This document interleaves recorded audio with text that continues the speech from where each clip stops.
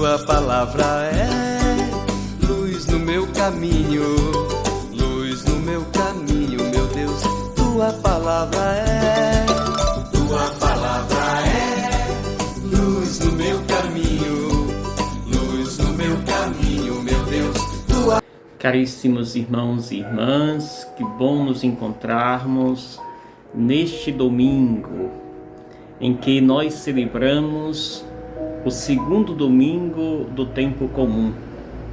Voltamos, portanto, ao tempo comum, que é feito de 34 semanas. E essas semanas são divididas, o tempo é dividido. Primeiro período vamos celebrar até o início da quaresma, fazemos uma pequena parada ao tempo da quaresma, mais ao tempo da Páscoa, depois retornamos ao tempo comum novamente. E hoje, nesse segundo domingo do tempo comum, depois de termos celebrado o batismo do Senhor, nós somos convidados a voltar. Eu dizia que o tempo comum é esse tempo em que nós temos a oportunidade de acompanhar o ministério público de Jesus, as suas atitudes, os seus ensinamentos, suas grandes catequeses, em que ele dirige aos diferentes grupos que encontra. E hoje, a leitura primeira que nos é apresentada neste domingo é do profeta Isaías, no capítulo 62, a partir do versículo 1.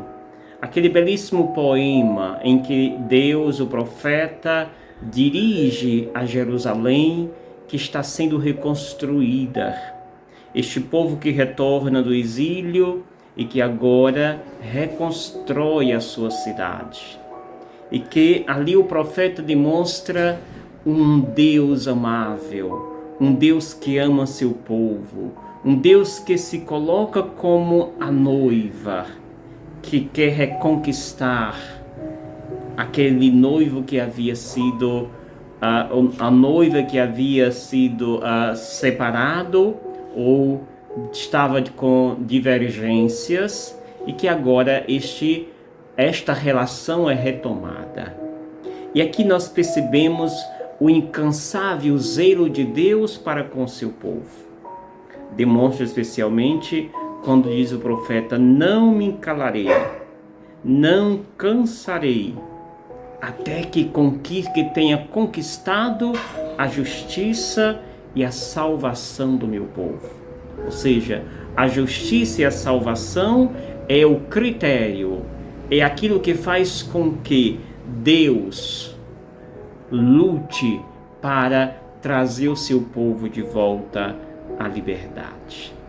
E aí prossegue o texto mostrando esse amor, que tem Deus para com seu povo, onde ele promete a este povo que agora reconstrói sua cidade, que não mais chamará esta cidade, a Jerusalém, de abandonada ou de deserta, mas esta será chamada agora de minha predileta, ou seja, como aquela que é bem casada, a noiva que é a alegria do noivo. Termina o texto dizendo: tu és a alegria de teu Deus. É este o amor, é este o zelo que tem Deus para com cada um de nós. Deus não quer que nós nos separemos, que nós nos afastemos dele. Quando isso acontece, Deus vem atrás e Deus nos conquista de volta e faz com que o amor tenha espaço, tenha lugar de volta em nosso coração. O evangelho que nós meditamos hoje é muito conhecido, é o evangelho de João, capítulo 2, versículos de 1 ao 11, que diz: naquele tempo, houve um casamento em Caná da Galileia. A mãe de Jesus estava presente. Também Jesus e seus discípulos tinham sido convidados para o casamento. Como o vinho veio a faltar, a mãe de Jesus lhes disse: eles não têm mais vinho. Jesus respondeu: mulher, por que dizes isto a mim? Minha hora ainda não chegou. Sua mãe disse aos que estavam servindo: fazei o que ele vos disser. Estavam 6 talhas de pedras colocadas aí para a purificação que os judeus costumavam fazer. Em cada uma delas cabiam mais ou menos 100 litros. Jesus disse aos que estavam servindo: enchei as talhas de água. Encheram-nas até a boca. Jesus disse: agora tirai e levai ao mestre-sala. E eles levaram. O mestre-sala experimentou a água que se tinha transformado em vinho. Ele não sabia de onde vinha, mas os que estavam servindo sabiam, pois eram eles que tinham tirado a água. O mestre-sala chamou então o noivo e lhe disse: todo mundo serve primeiro o vinho melhor, e quando os convidados já estão embriagados, serve o vinho menos bom. Mas tu guardaste o vinho melhor até agora. Este foi o início do ensinar de Jesus, e ele o realizou em Caná da Galileia e manifestou a sua glória, e seus discípulos creram nele. Palavra da salvação. Glória a vós, Senhor. Este texto nós já ouvimos inúmeras vezes, especialmente quando se assiste matrimônio, geralmente lemos esse texto. E aqui nós podemos lê-lo a partir de 3 perspectivas ou 3 diálogos que acontecem nesse texto. Isso a partir de uma introdução que se tem e uma conclusão. Depois da introdução começa esse primeiro diálogo, que é justamente o diálogo entre Maria e Jesus.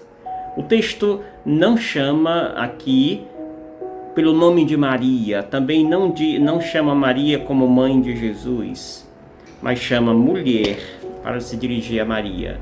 E o texto coloca também que Maria estava ali antes mesmo de Jesus. Não fala de nenhuma relação de Maria com a família, mas provavelmente, certamente, Maria tinha uma relação próxima com esta família. E nesse primeiro diálogo mostra justamente Maria que vai ao encontro de Jesus e diz: eles não têm mais vinho.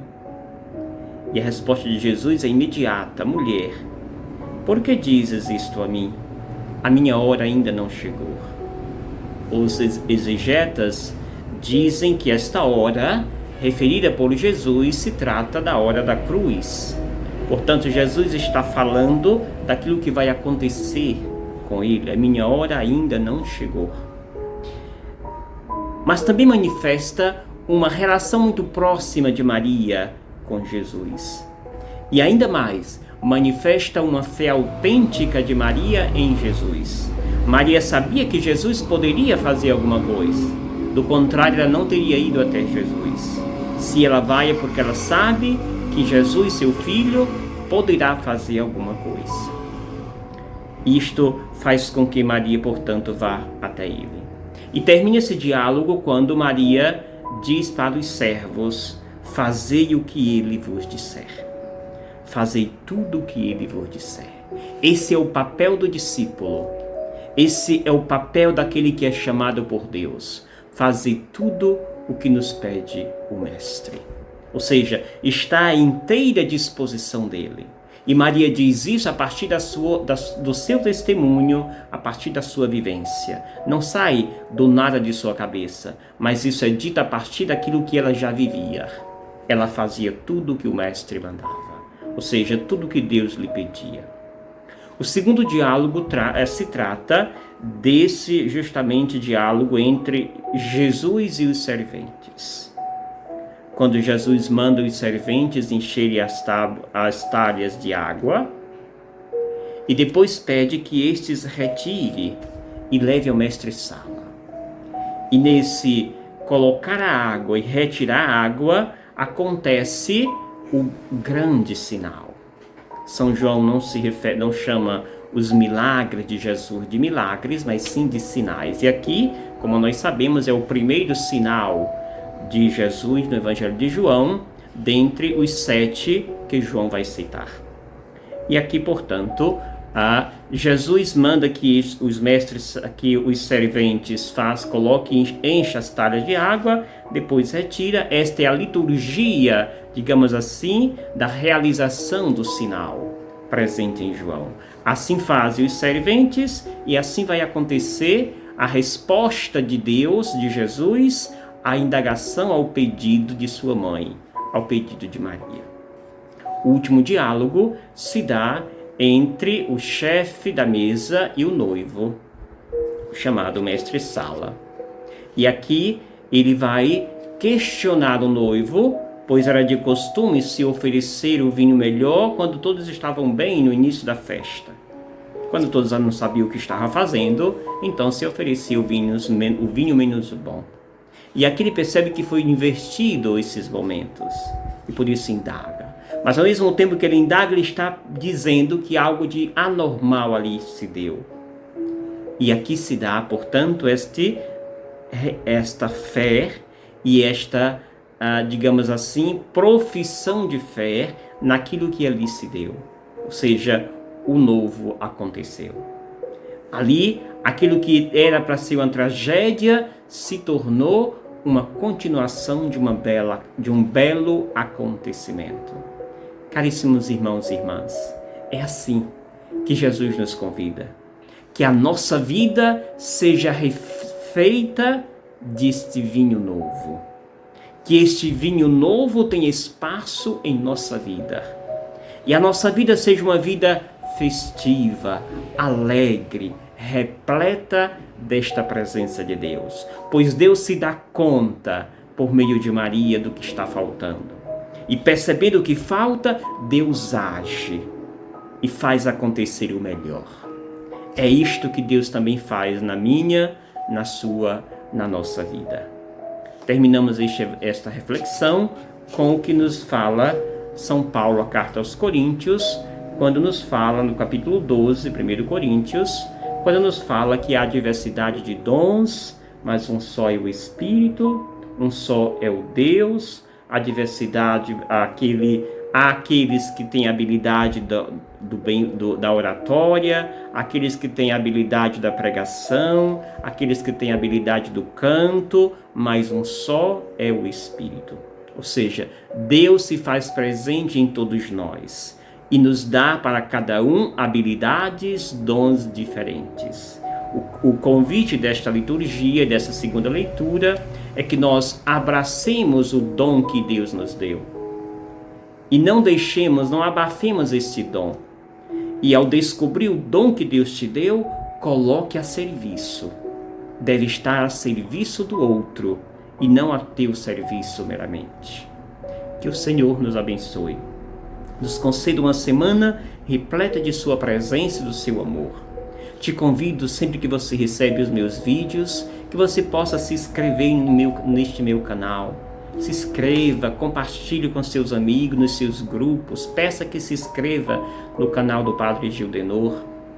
E assim você vai estar nos ajudando a chegar a mais pessoas. Deixe sempre seu like, o dedinho positivo, que isso ajuda a plataforma a divulgar mais o nosso trabalho. Que o Senhor nos abençoe, em nome do Pai, do Filho e do Espírito Santo. Amém. Obrigado, Senhor, porque és meu amigo, porque sempre